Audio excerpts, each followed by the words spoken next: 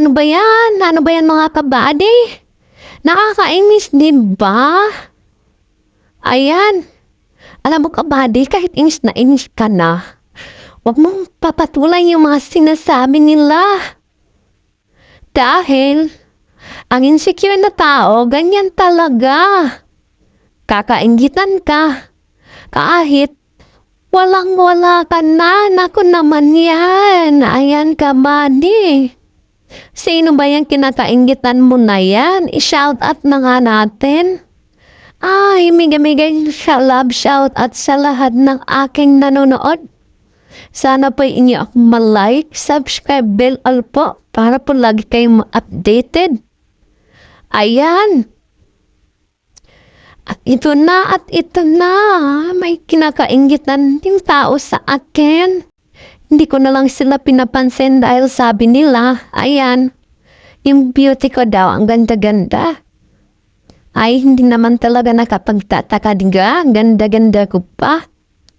Sa lips ko pa lang nakakabighani na. Lalong-lalo na sa mata ko na talaga. Ayan na nga. At ito na.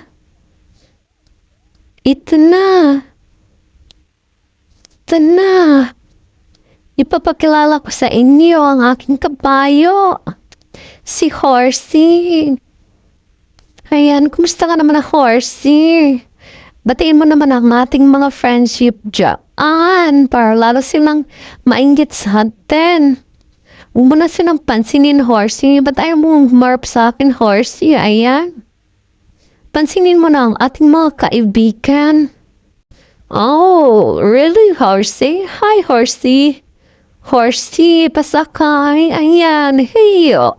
Haya, sisipain natin yan na inggit sa atin para hindi na narong mainggit. Heya. Kasi yan, Horsey, ang dami na inggit sa atin, sipain natin yan. Heya.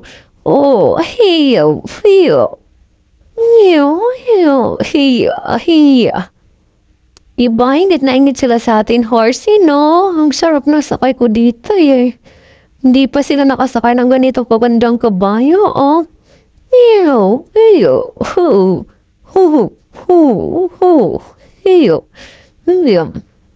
Ayan, habang po kayo ay nanonood, huwag kalimutang mag-like naman.